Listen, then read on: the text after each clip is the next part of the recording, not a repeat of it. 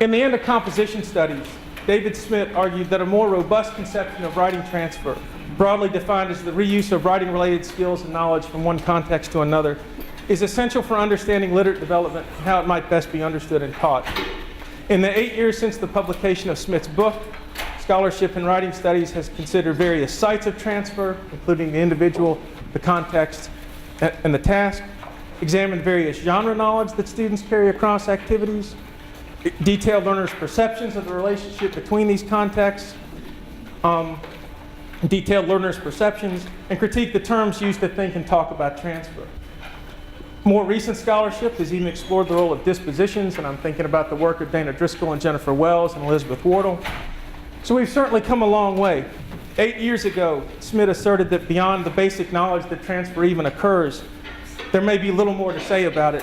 And yet, as the rapidly growing body of scholarship on writing transfer attests, much of it done by people in attendance at this conference and even in this room, we've pushed far beyond merely documenting the reuse of resources across activities.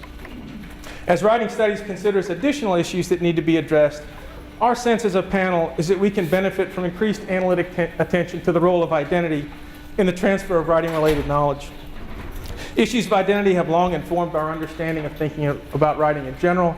I'm thinking especially about Burgess and Ivanich's work, which basically assert that writing is basically an active identity, that anytime you're asking students to write for a particular audience, using particular media, using particular cultural tools, that in itself is identifying with particular audiences. Much of the scholarship on identity, however, has tended to be taken up along major categories of identification, right? Major social formations like issues of race, gender, sexual orientation, social class, those kind of things. But while it's been a part of our notion about writing in general, it seems that issues of identity and agency have yet to be fully conceptualized in current conceptions of transfer. And as a panel, what we argue for today is for understanding the transfer of writing-related knowledge abilities as primarily an issue of identity. My contribution to this project is titled Repurposing Practice, Assembling Identity, Transfer and the Construction of Self. So ultimately, what I want to do in the next 20 minutes is argue that as we explore how persons navigate multiple encounters with literacy and the implications those interplays have for their development as literate persons, that we need to be paying much closer attention to the opportunities for agency, the strategic making and remaking of self afforded by the reuse of those resources across our engagements. And I also want to argue for socio-historic perspectives of literate action as one particularly effective lens for doing so. So for the next 20 minutes, I just want to do three key things.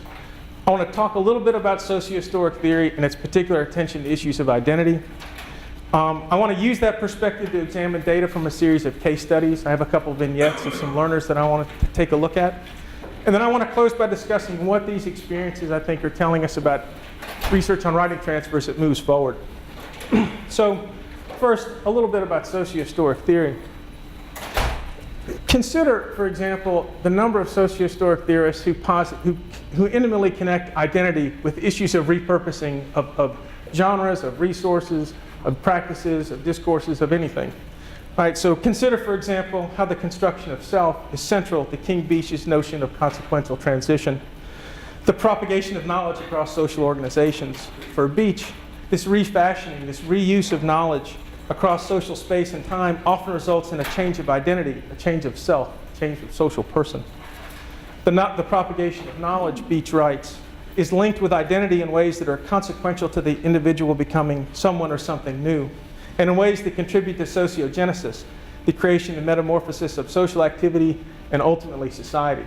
I really like the work that Beach does here to connect the reuse of tools with the construction of self, with the reconstruction of the cultures that we live in. Other sociocultural theorists place similar emphasis on the production of person. Etienne Wenger's work, as we heard this morning, that the weaving together of persons' multiple engagements is vital to constructing our own ways of being in the world. This repurposing of practice across the borders of our different participations, according to Wenger, is how we undertake what he calls the work of reconciliation. He writes, the maintenance of an identity across boundaries requires work, and moreover, that work of integrating our various forms of participation is not just a secondary process. This work is not simply an additional concern. Rather, it's at the very core of what it means to be a person. You'll notice Pierre Bourdieu's notion of habitus, right, is central to his construction about the genesis of practice, these long chains of practice across identities and activities. That notion of habitus also gets taken up by Ron Skolin, who argues that we need to be tracing activities across engagements in ways that take our sociocultural habitus into consideration. And finally, Jay Lemke's work, and I'm thinking in particular his 2001 piece about timescales and some other work, right? When he talks about the development of semiotic artifacts across these ecosocial systems that span great expanses of time and space, right? He also fits the remake in person in there, and he says, like most anything else, the making of identity too requires integration across timescales, across who we are in this event and that, at this moment or the other, and in one role or situation or another. Okay? So from a socio-historic perspective, in remaking communicative resources and artifacts, people are also remaking and revising themselves and their social worlds. These lenses, I argue, invite us to take the construction of self as the starting point for understanding the reuse of writing abilities across contexts. In configuring these historical trajectories of participation, I think these perspectives also encourage us to attend a person's potential futures as well as their past and their immediate presence. And I like the way that Wenger's work in particular talks about horizons of becoming, right? In addition, because of their emphasis on concrete sensual practice, these approaches allow us to address identity not only in regard to issues of ethnicity, race, social class, nationality, and gender, these major categories, but across any sort of engagement that people are involved in. Right, and I think this is important. I'll talk a little bit about it later. So first, I just want to talk you through a series of events. So I want to use this as a lens to kind of let you help me think through some of the data I've collected. These brief vignettes that you'll see are taken from a series of longitudinal case studies that span anywhere from 3 to 5 years and examine the interplay of a lot of different reading and writing that these people are doing. These vignettes illuminate, I argue, how profoundly identity work is implicated in the linkages that people forge across literate activities. So first, I want to tell you a little bit about Charles Scott.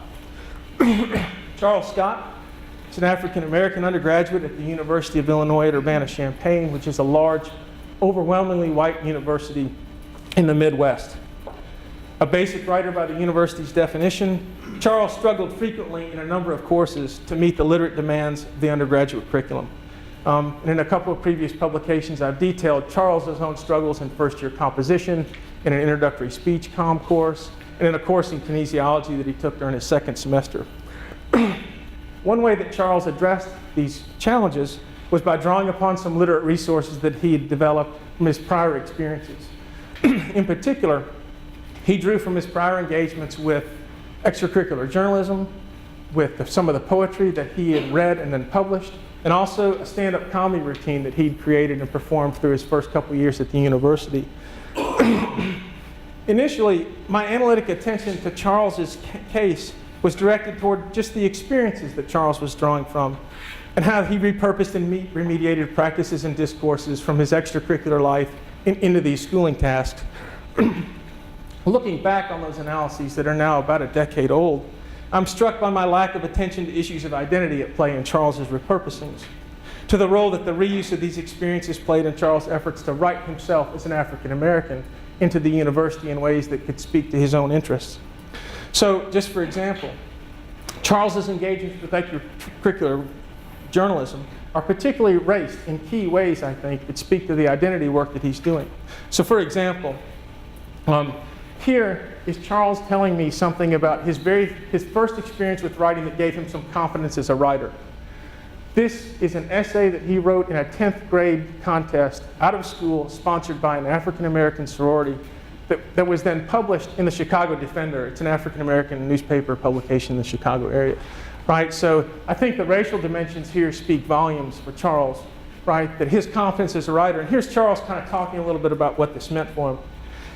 He said, I won this essay contest, and it was the first time I ever won anything. This was when I started getting confidence, and this was real important.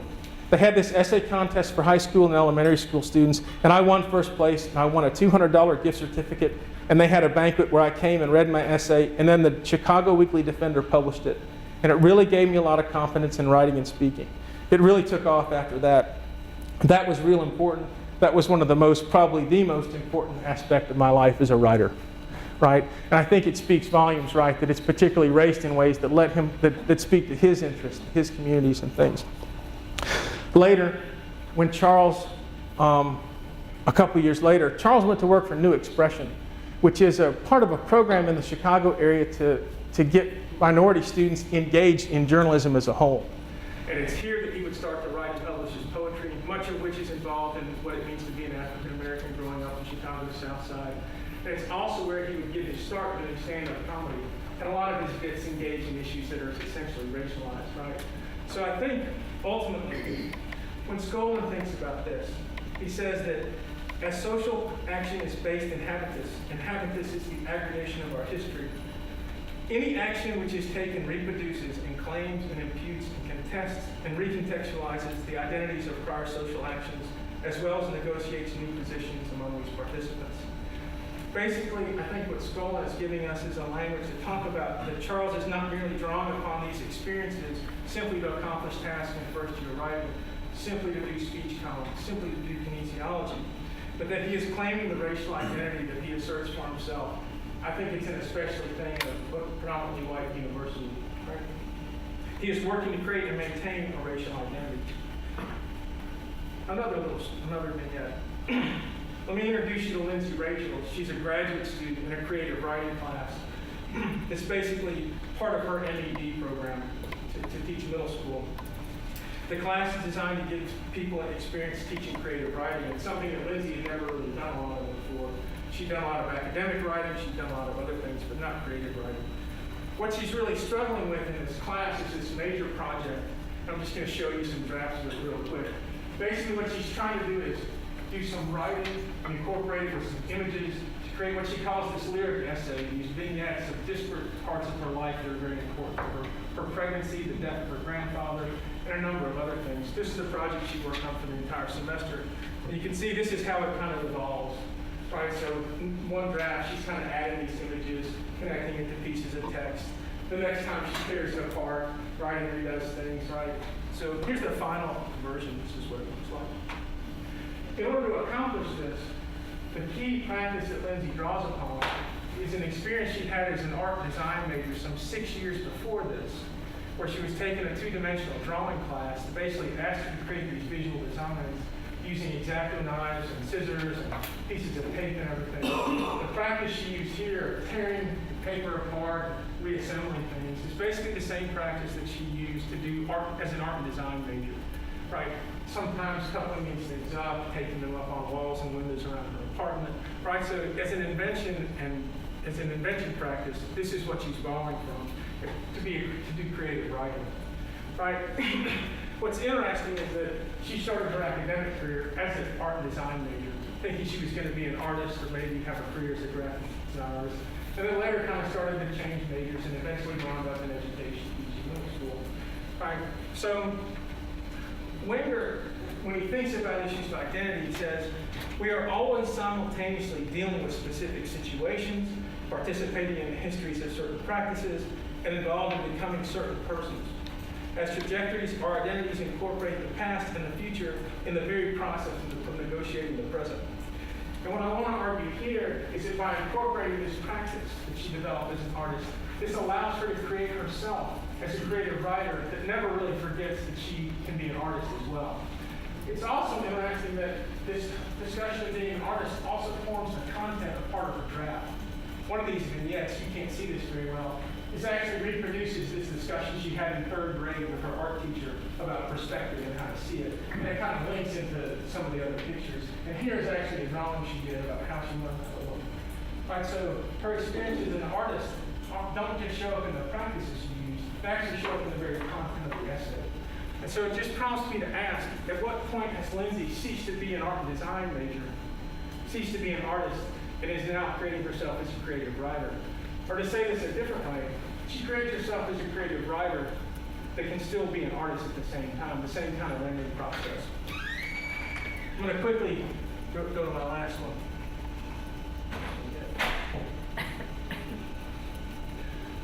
Let me introduce you to Alexandra. She is an engineering major during her first semester as an engineering undergraduate. The very first task she has to do, right? She has to work with a group of young men. She's the only female in this rigorous engineering curriculum at this university in the Southeast. And the project involves using tables, lots and lots of Excel tables. And if I had more time, I'd run this video for you, because it shows her about 3 weeks into the semester talking me through like all this data that she's got about throwing paper airplanes and all the different tables. What's interesting is that of the group, she quickly asserts herself as the Excel girl. Right? So she very quickly came up to speed with like how to act with these tables. Right? She was the one in the group that would set up the tables and input the data and do the manipulation. I think it's very interesting. One of the questions I asked was like, how is it that she so quickly came up to speed? If you're like me, I can't really make heads or tails of a lot of this stuff. It takes a long time. She did it in 3 weeks. What came of this is that she had actively acted with tables and all different kinds of other interactions of her life. She created schedules for herself and her roommates for their academic interests. She did these cool little logic puzzles that had to do with tables. But since she was 8 years old, she also wrote fan fiction novels. And at the start of every fan fiction novel was a chart like this that lists the names that she figured out for her characters, their ages, their eye colors, their physical characteristics, any hobbies they may have, personalities, everything else. She'd written about 5 of these actually, a couple years ago when we started the study. And so I spent a good bit of time paying attention to all the tables for all these different novels. So here's one that's kind of based on some Tolkien stuff. Here's a table that she made for a book she calls Phantom, which is a little bit like Twilight. Right, but you can see, again, character profiles, their names, their color, everything very interesting, you know. And here's one for all the secondary characters. So like these novels kept getting more and more big. So when she returned to them, now she had to do this for all the secondary characters too. You know, very cool and interesting.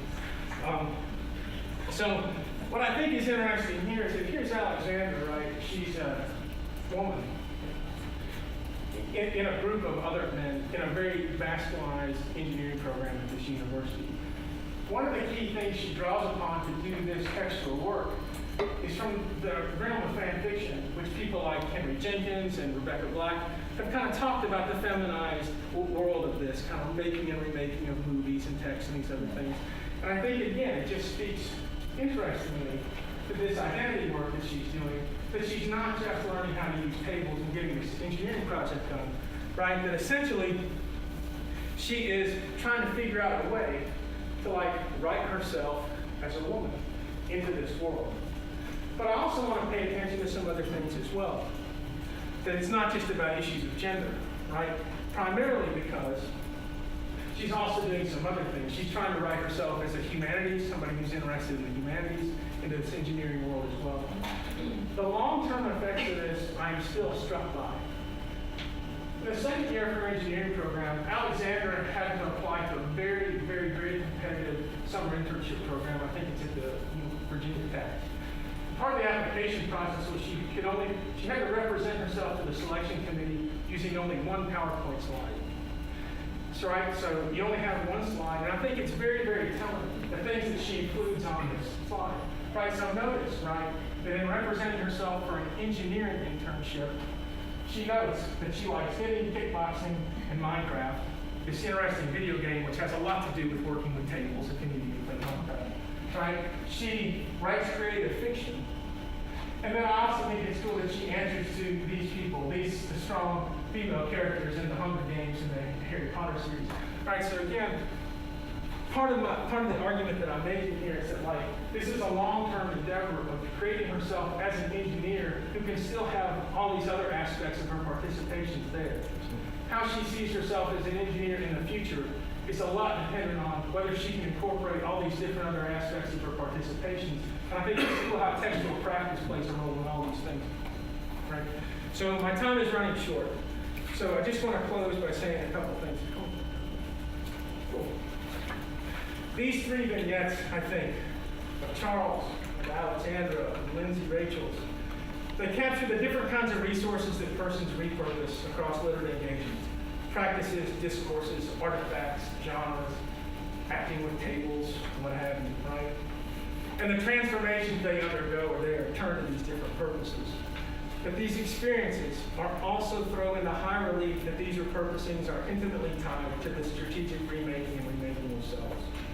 They are not just pathways of recontextualization, but they are also trajectories of socialization, to borrow a term from John Van Manen.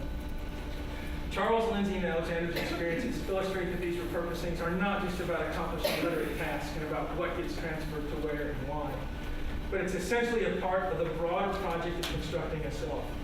In other words, to repurpose practice is essentially to assemble an identity. Right? But it's hard to talk about the identity work to divorce that from the other kind of textual work that people are doing. And all that you miss if you don't kind of make that analytic move. As we think about directions for future research, I think these experiences have an awful lot to tell us. First, I think they foreground the need to take more fully socio-historic theory's invitation to examine the reworking of selves inherent in the refashioning of cultural tools. Right? These frameworks also offer new terms, I think, and I think the words that I use, reuse, repurposing, semiotic, remediation, I think that they index the lengthy trajectories of participation and socialization across these activities, always indexing Bakhtinian's very profoundly dialogic notions of right? Reuse, reglobalization, repurposing. Second, I think that these case studies make visible the expansiveness of those trajectories and the need for studies that are longer in duration, broader in scope, and much less grounded in institutional perspectives. If you think about this chronologically, here is Alexandra borrowing on textual practices developed when she was 7 or 8 years old, right? Now she's 22 in an engineering curriculum. Just the time span there, I think, is impressive. Also, how far flung these things are. When I began getting to understand how she comes to act with tables, never did I imagine I would be investigating the use of tables to write fan fiction novels, you know, in multiple ways. Third, I think that making visible this identity work requires research methods that can capture what participants' perspectives tell us is going on. Not what we imagine these people are up to, but what they see themselves as doing.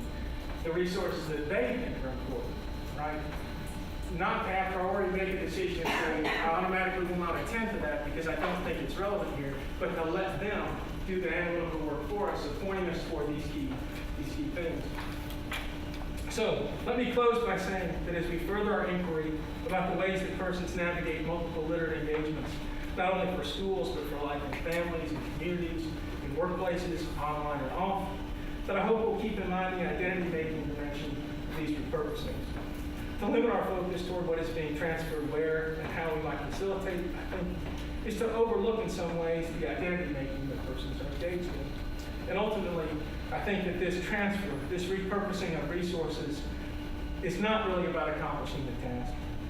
That it is, in the words of Paul Pryor and Jody Shipka, who I think capture this so eloquently, that it's fundamentally about the ways that we not only come to inhabit many worlds, but constantly remake our worlds. The ways we select from, restructure, fiddle with, and ultimately transform ourselves and the material and social worlds that we inhabit. Thank you very much.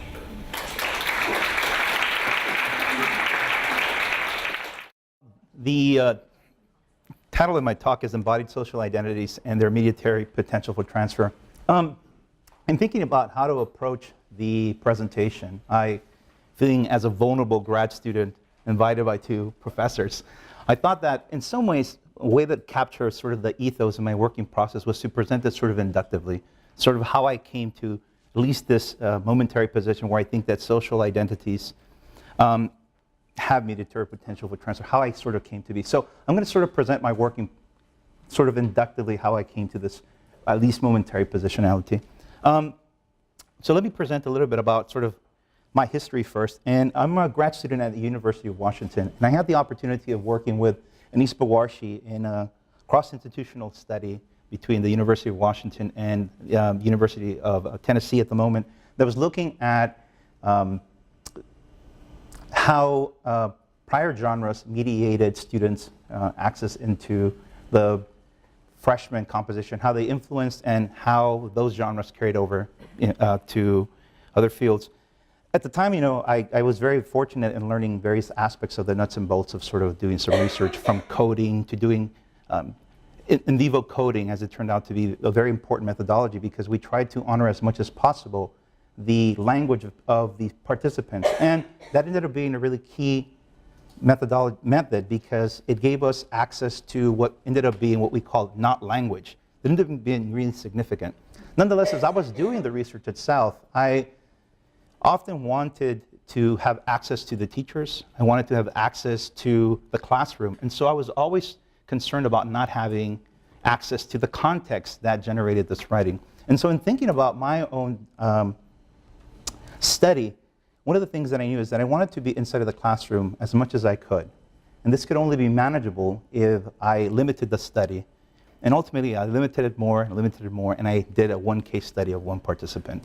And the other limitations that I saw at the study, at this point in time, I was not familiar with, I think, with the more sort of progressive iterations of transfer. And so I was only familiar with the idea of carryover.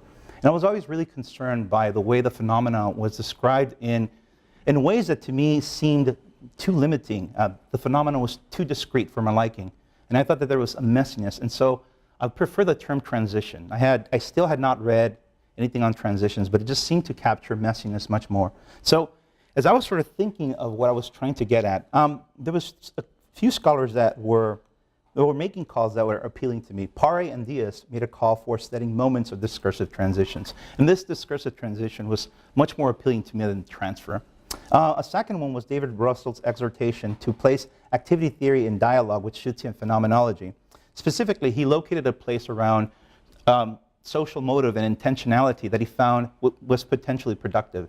And so being the good grad student that I am, I thought I'm going to take this on and I'm going to put activity theory in dialogue with social phenomenology.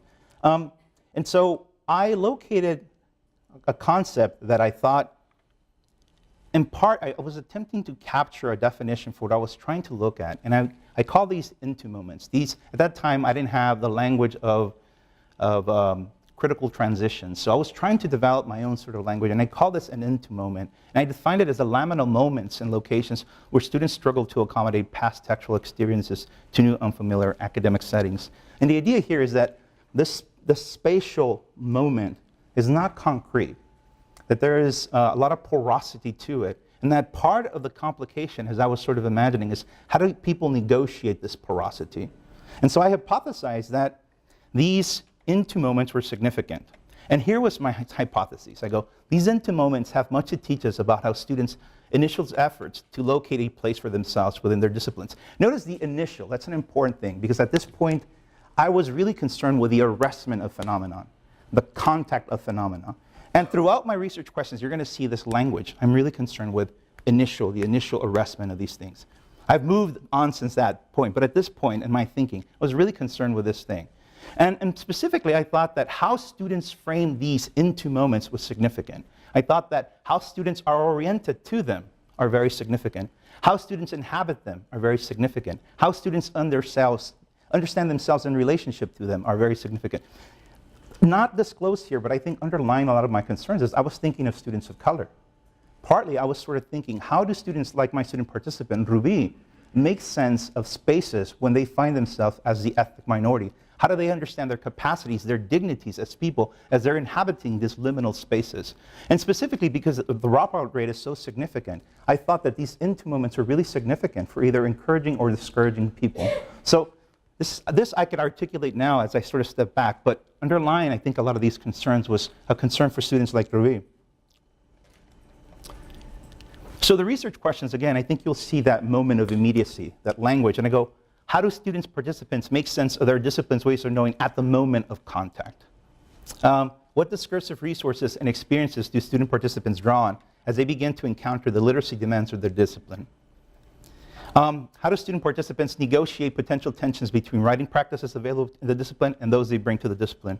And what significance do negotiations of the into moments have for how student participants locate themselves within the discipline? I think this was the most significant question for me, because in some ways I'm thinking, how do students inhabit it and locate themselves a place? How are they constructing themselves to be able to sustain disciplines, et cetera, et cetera? So in order to do that, I thought, well, this is really messy.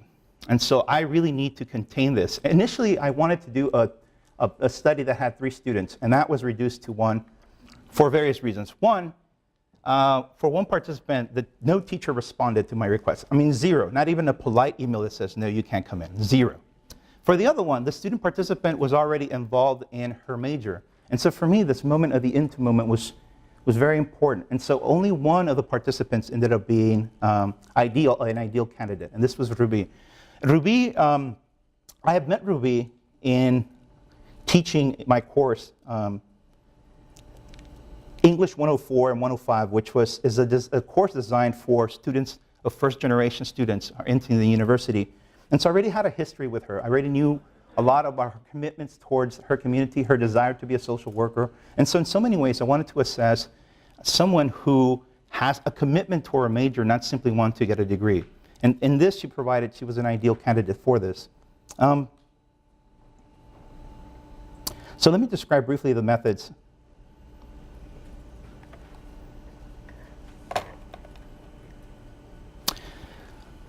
Ruby, I wanted to be present in all of her classes, and in the first quarter, it involved, she was taking 3 courses: Introduction to Social and Cultural Theories, Social Work 313, which was a practicum that was initiated by students in sort of a method case study, and Psychology 250, which is a course that examined the effects of racism on minority groups. And I had the opportunity to sit in 2 of these classrooms, and when one of them, I did not have access to it. That was the practicum. So the first quarter that I followed Ruby, I was there throughout the whole quarter for 2 of the classes and had access to the discussions, to the type of work that they were doing, et cetera, et cetera. In all, because I followed Ruby for a couple of quarters, and I wanted to capture these quote-unquote into moments. And at this point in time, I'm defining the into moments, not Ruby. And so it's my sense that I need to capture as much information as possible. And I did over 40 interviews with Ruby throughout the 2 quarters. I did interviews with her before she gets an assignment, once she receives an assignment and interprets it, once she does her first draft of the assignment. And so in total, I did over 40 interviews. I looked at teacher samples and their feedback, et cetera, et cetera. So for me, I was just really interested in documenting as much as I could her negotiations with these into moments. Early on, because I had the opportunity to see her engage, I began to notice her skepticism about the way in which social work was being described. And so in one of our participations, I began to ask her, you were talking about some of the doubts you've been having with social work. Very early on, she began to be discouraged with the discourse of social work. Yes, I'm doubting because so much of the code of ethics and structure, I know where they're coming from with issues of cultural competence, but to me, if a woman comes and she has no home, the code of ethics say I can't provide her with shelter of my own, but what if she can't find shelter for her? I can't tell her to go home. What do I do with that kind of a case? So very early on, she encountered the code of ethics as something that was distancing to her project, to what she wanted to do with social work and the way she wanted to enact it. The code of ethics, she really read it as a kind of savior-ass type of language and prevented her from engaging in the kind of work that, in my mind, is sort of informed by her own Catholicism of going and helping her community.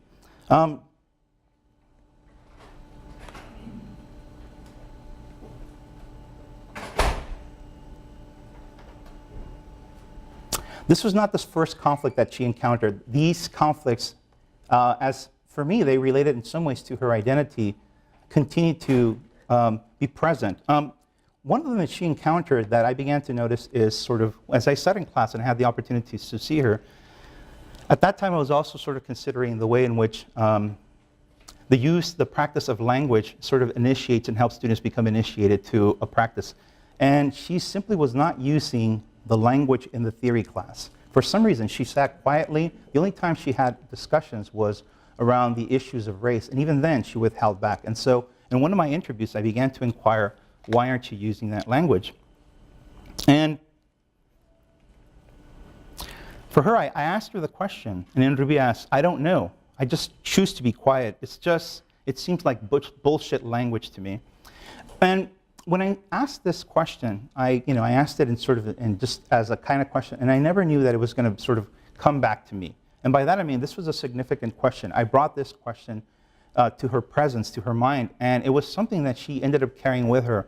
And towards the end, it's something that's going to come back and really begin to sort of inform how I began to sort of reconceptualize this.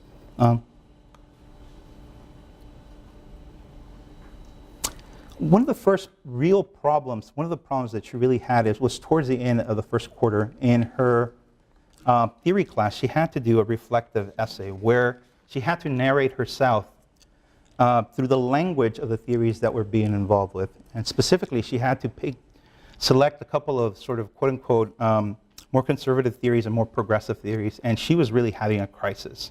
She could not develop writing, she could not begin to write this, she could not make herself legible through this piece. And she emailed me, just really frightened, because we were supposed to meet to have an interview to get at how she was experiencing the assignment. And so she emailed me frantically, telling me, you know, I don't know what this is about, it doesn't connect to me, I don't even, you know, I'll have what I have when we meet. And so it was a real tumultuous experience for her. And she somehow wrote the paper, and in her attempts to write the paper, I wanted to get at, why can't you write this paper? What is it that is making it so difficult? At the beginning of the class, she had written a very similar piece where she had to sort of narrate her reasons for being in the program. And now the added components was that she had to narrate herself through the particular language that she was doing. And she told me, I can't write my life from the perspective of Erickson. He's a white guy talking about the lives and development of white middle-class people. And so she really had a difficult problem making herself legible in that capacity. And for me at this point in time, I didn't know what to do with that information. I didn't know whether it was simply because now the rhetorical demand was much more complex, or whether it had to do with identity. But it was around this time that I began to sort of shift my orientation in terms of what I was thinking of. I began to sort of think of activity theory, and even though at that time I was thinking through the project and activity theory, I think as I began to read more, I began to see how inconsistent my project was. Number one, activity theory, the unit of analysis, is the activity system itself. This is not what I was doing. I was looking at one individual who's in some ways involved in an activity. And I go, I can't reconcile these sort of things. But what I liked about activity theory is that it somehow made the context relevant. And so I was really desperate to find a different theory that would help me speak of an individual, but that is complexly enmeshed in their environment.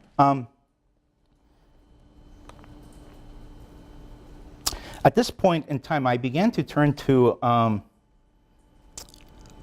theory that in some ways I'm still wrestling with. And in some ways seems on the surface contradictory, I think, to what I'm trying to get at. I began to sort of look at, and this isn't the right one.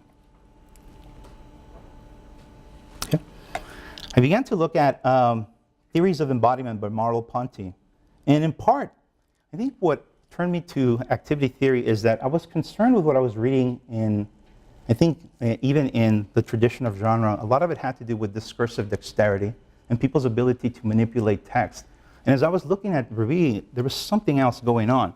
There was greater complexities that those discourses of dexterity and of rhetorics recognizing situations were not getting at. There was an effective dimension that was taking place that somehow was not being captured. And so I turned to phenomenology in an effort to try to get at some of these moments. Like activity theory, Merleau-Ponty's phenomenology challenges the Cartesian subject-object dichotomy. For him, the mind, body, and world are a kind of interactive, coextensive unit. Taking a cue from Heidegger, Merleau-Ponty conceptualizes body in the world, body towards the world. The unit of analysis in this theory is the motivated body engaged in the world. Understanding context motivating the body is crucial in phenomenology. We cannot understand motivation without context. But unlike activity theory, where the unit of analysis is the activity system, phenomenology returns us to the motivated individual, more appropriately, to the lived body, the experiential body. And so for me, this began to get me to effective dimensions. And also, it was important to talk about the body. One thing about Roozen in her narrative is the way she experienced racialization. She continued to sort of index her body because she experienced racialization. She would talk about her brown skin, her wavy hair, and how these were indexes for labeling her within the department. And so I thought, discourse theories do not capture adequately the way in which racialization is experienced and lived through. So I continued with that, and I have 5 minutes, right? 2, okay, ooh, okay. I continued working through that, trying to consider phenomenology in this relationship.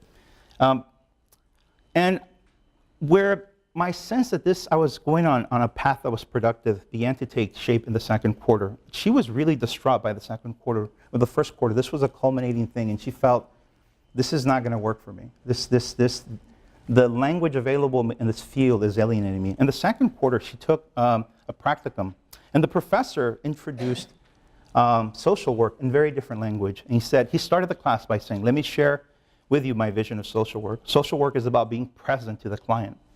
It's about walking with the client. Social work is about being patient, about believing in the human potential for change.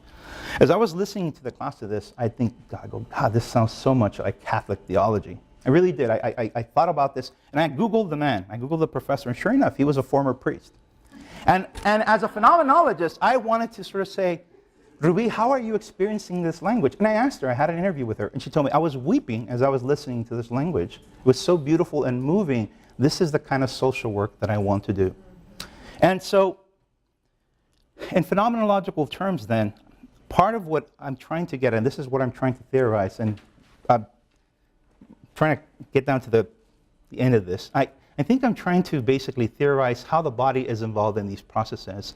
And while I appreciate some of the discursive theories that attempt to get at identity, I'm concerned that the body simply becomes a register of discourse, but not sufficient attention is being paid to the materiality and the experiences. In Spanish, we have the word encarnar, the idea of something being of the flesh, into the flesh, and of the flesh.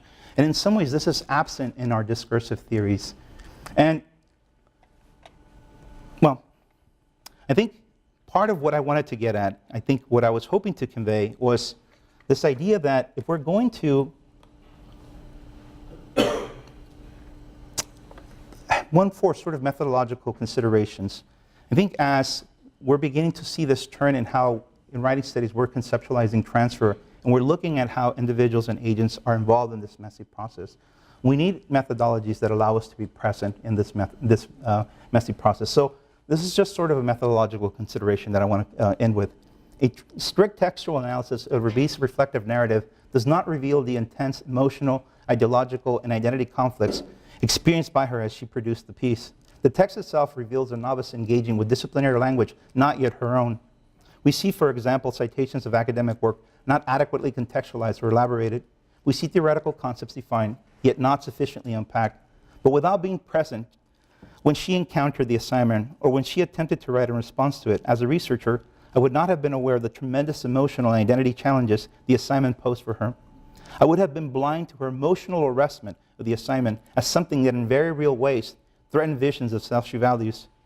If we accept Kingsby's argument that critical transitions necessitate transformations of self, as researchers, we need to develop research designs that help us account for these self-transformations. Relying exclusively on textual analysis of what gets carried over, coupled with into and out of questionnaires, as many longitudinal studies are designed to do, is not enough. If we recognize that transitions, however formulated, are intrinsically motivated, supported, and sustained by context, we need methods of study that allow it to be present in these learning contexts. And as a final note, I think this was prompted by the conversation I had with Kevin last night, because I'm still wrestling with saying, why phenomenology?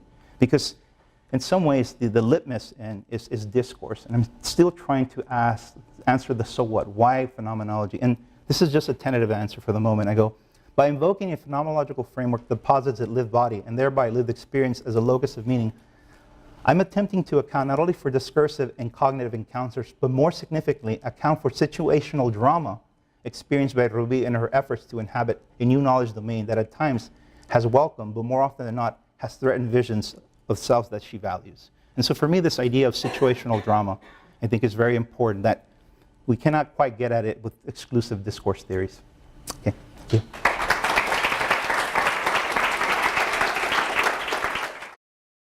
Okay, I'm the last one, I promise. Okay, so what I'm going to do is, my freshmen call case studies stories. So I'm going to tell you a story, and we'll see where it goes. So it's a story about Nicolette and her double bind. I met Nicolette, a traditional 18-year-old college student, when she enrolled in my honors composition class in fall 2011. She was a tall, lanky 18-year-old with straight brown hair that fell below her shoulders and a kind, round face dusted with freckles.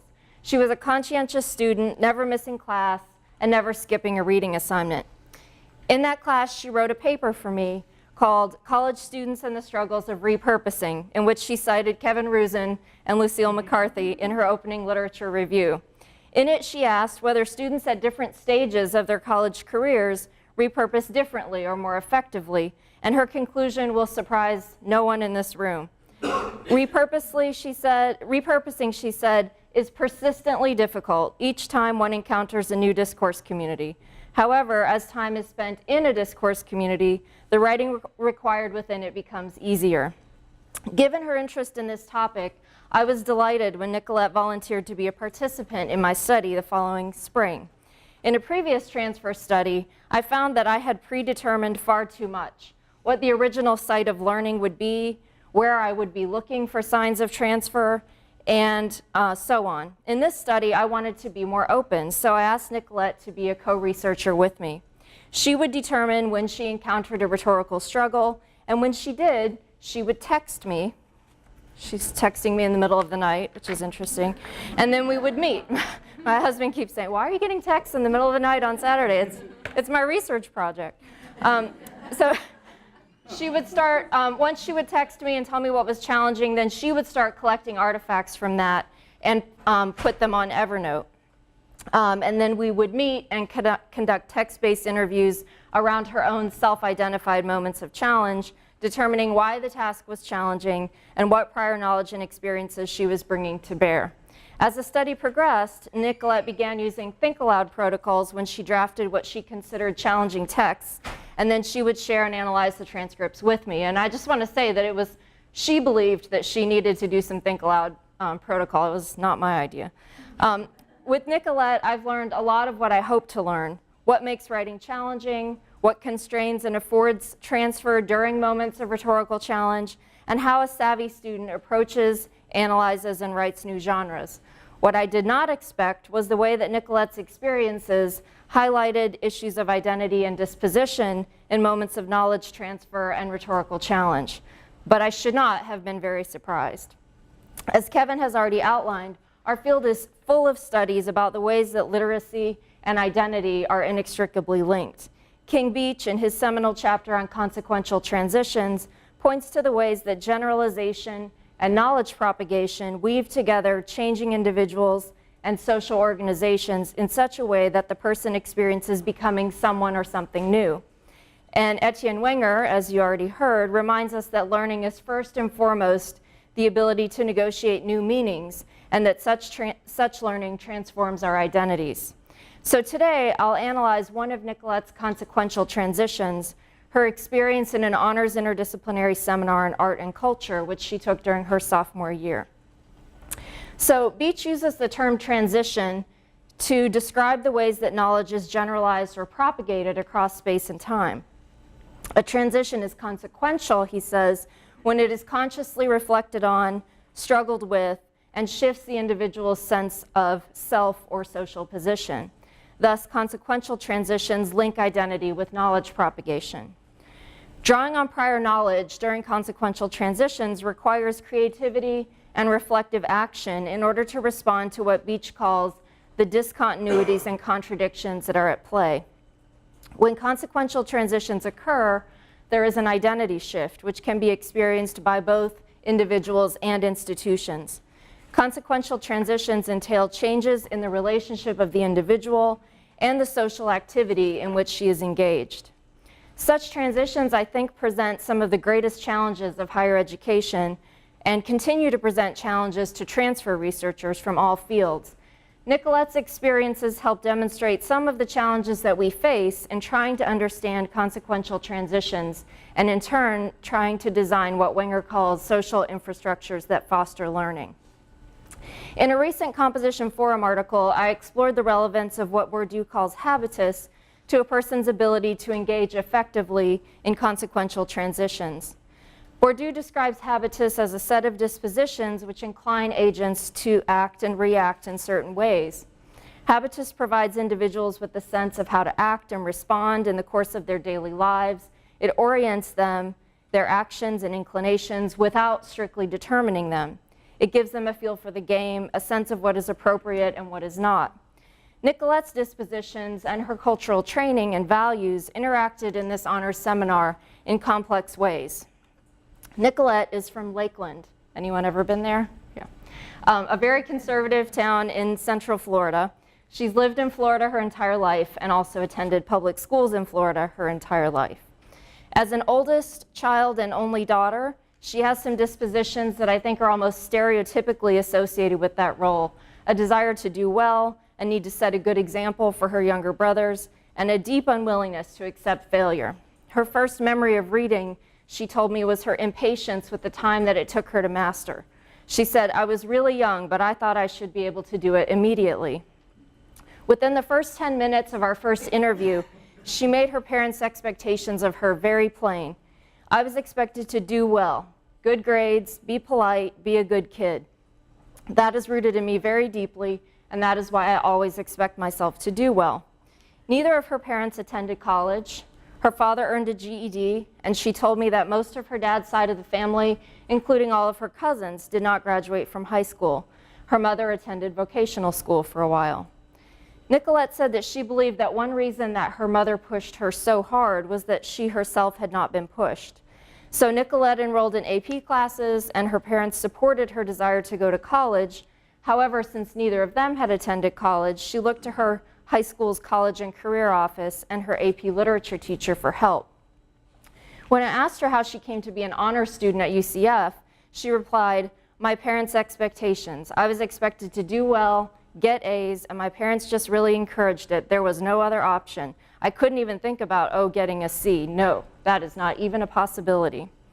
Elsewhere, I have explored the ways that the combination of parental expectation for academic success coupled with the lack of family resources to support that success imbued Nicolette with a tenacious problem-exploring disposition.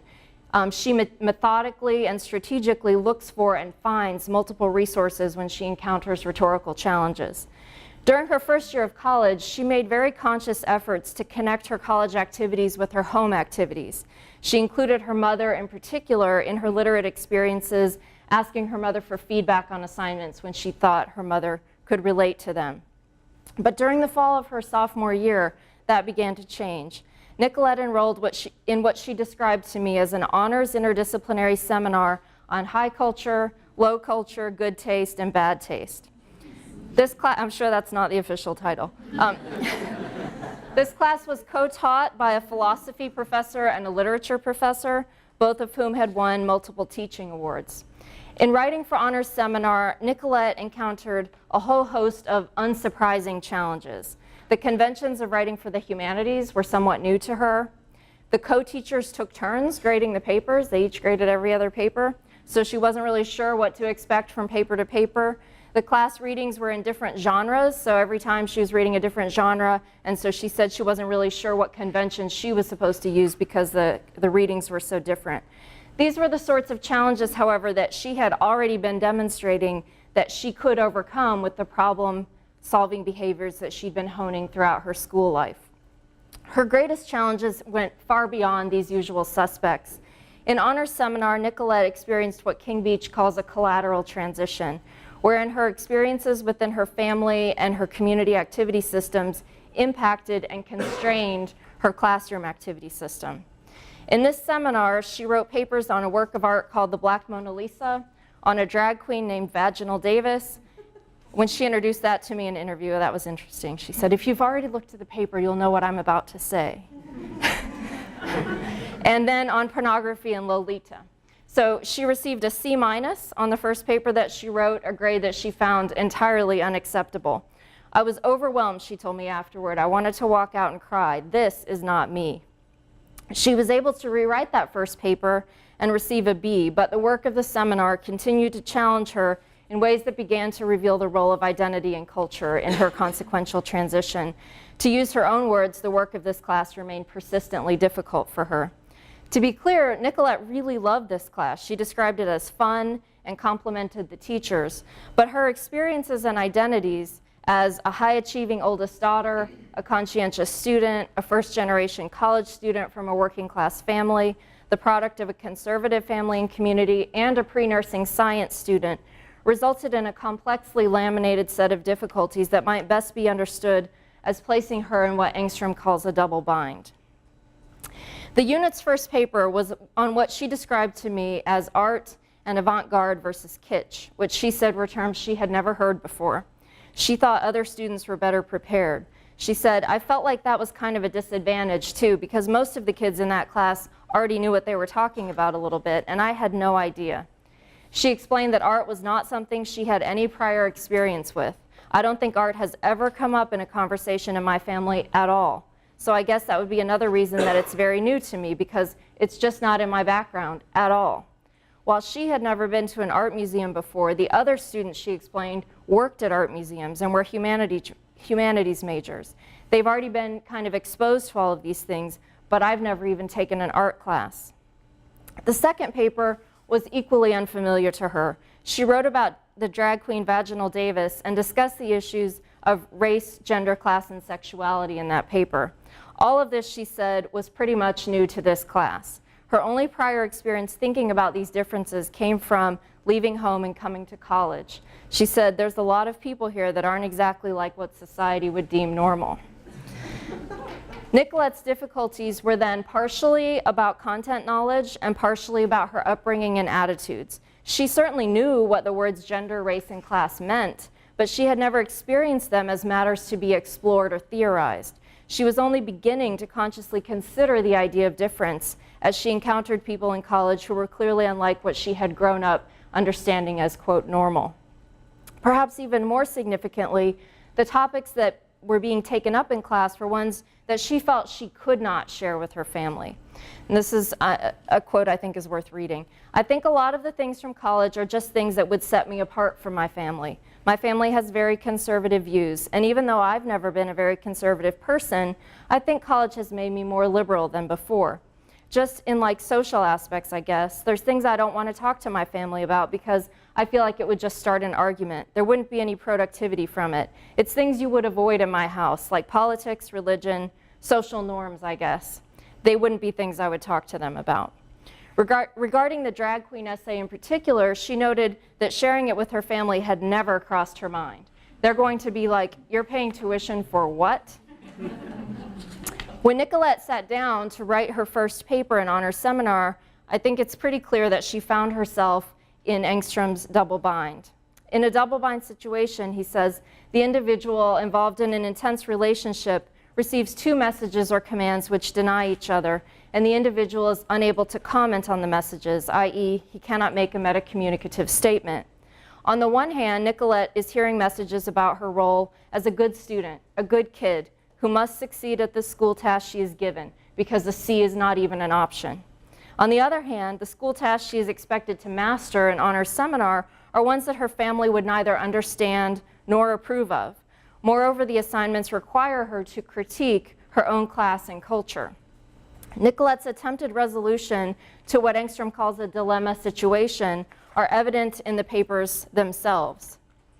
So Nicolette begins the first draft of the first paper like this. There is no question that within every culture there are representations of good art and bad art. How we define good versus bad art, however, always quickly proves to be a challenge. Next to this, the teacher has written EM, which according to the 2-page detailed key code means empty phrase. Nicolette goes on, much of what the masses are exposed to on a daily basis that they may term art or describe as artistic can be argued to be garbage based on the perspective of some of these critics, as arguably as any is a digital work by Negrosaki titled Black Mona Lisa. Of course, we know that Nicolette's history and cultural experiences are being brought to bear as she writes these words. Not least of all is the fact that in Nicolette's family experience, there was no recognition or discussion of art at all. Nicolette sets this aside to try to restate what she has read and heard in class, but her phrasing gives away her discomfort. There is a lot to wonder about in this paragraph. Would the objects of attention and beauty in Nicolette's home be considered kitsch? by the critics to whom she refers?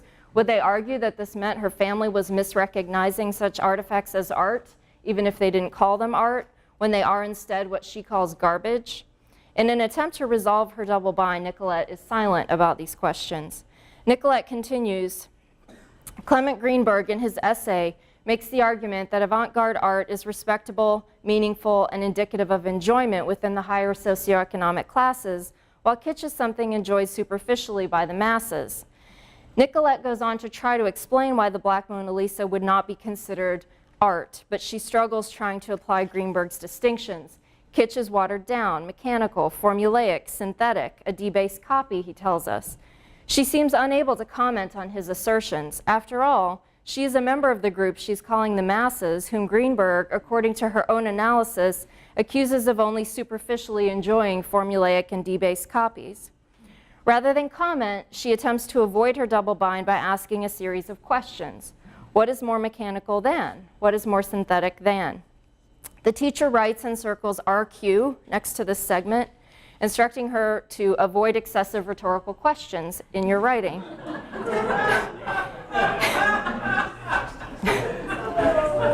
Kathy Yancey's in the room.